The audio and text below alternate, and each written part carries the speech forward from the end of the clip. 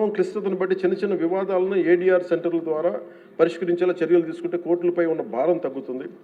ఇవే కాకుండా కొత్త కోర్టు భవనాల నిర్మాణం మాత్రమే కాకుండా ఇప్పటికున్న కోర్టులన్నింటిలో కూడా కనీసం మౌలిక సదుపాయాలు కల్పించడం అత్యంత అవసరం. ముఖ్యంగా టాయిలెట్స్ కానీ, తాగునీటి సదుపాయాలు కానీ, కంప్యూటర్స్ కానీ, సర్వర్స్ కానీ, నెట్వర్కింగ్ వ్యవస్థలు, డిజిటల్ రికార్డ్ మేనేజ్మెంట్ వంటి ఐటీ మౌలిక సదుపాయాలని అభివృద్ధి చేయాలి. అలాగే కోర్టులు మరియు జైళ్ల మధ్య వీడియో కాన్ఫరెన్సింగ్ వ్యవస్థలను విస్తరించడం, ఆటోమేటెడ్ కేసు నిర్వహణ వ్యవస్థలు అమలు చేయడం వంటి సాంకేతిక పరిజ్ఞానాలను ఉపయోగించుకోవడం ద్వారా విచారణ వేగాన్ని పెంచి ఖర్చులు కూడా తగ్గించవచ్చు.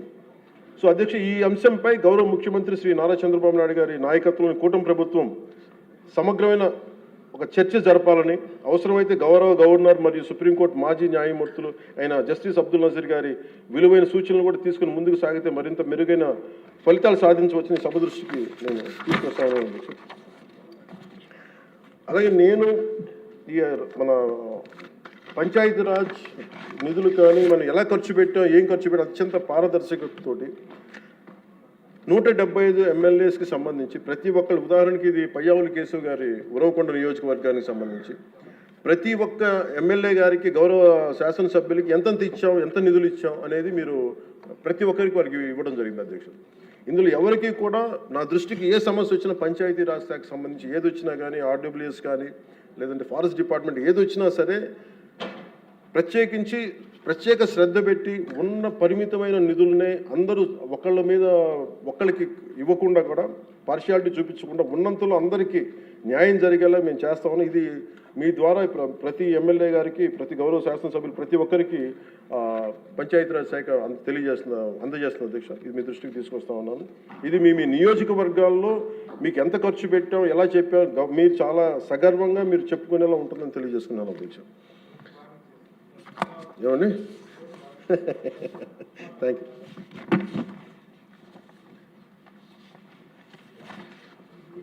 అలాగే అధ్యక్ష, వీళ్ళకి సంబంధించి అంటే నాకు సభ దృష్టికి, ఇంకా గౌరవ సభ్యులందరూ మాట్లాడతారు, నా సభ దృష్టికి నేను తీసుకురాగలిగేది ఇప్పటికీ కూడా వాళ్ళ సభ్యులు తక్కువ 11 మంది అయినప్పటికీ కూడా వాళ్ళు ఒక 1100 మంది ఉన్నట్టుగా వాళ్ళు మాట్లాడుతూ ఉంటారు. అంటే మనం ఎందుకనంటే వాళ్ళు చెప్పిన దాన్ని చాలా బలంగా నమ్ముతారు. మనం చేసే పనులు మనం చెప్పుకోలేం, మనం చేయడానికి సంకోచిస్తున్నాం ఏంటో తెలియదు. కానీ వాళ్ళు చూడండి, ఇందాక నేను చెప్పింది మీకు, when we are irresponsible, our NDA alliance is so responsible, reliable and reasonable government, while they are irrational, irresponsible and abusive group.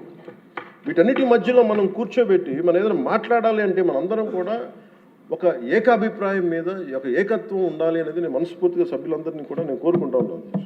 అంటే వాళ్ళు చూడండి, ఆర్టికల్ 21 కాన్స్టిట్యూషన్ ఆఫ్ ఇండియాలో protection of life and personal liberty మాట్లాడితే maybe వాళ్ళు ఏమనుకుంటున్నారంటే endangering others life, violating their liberty must be fundamental right అనుకుంటున్నారు వాళ్ళు.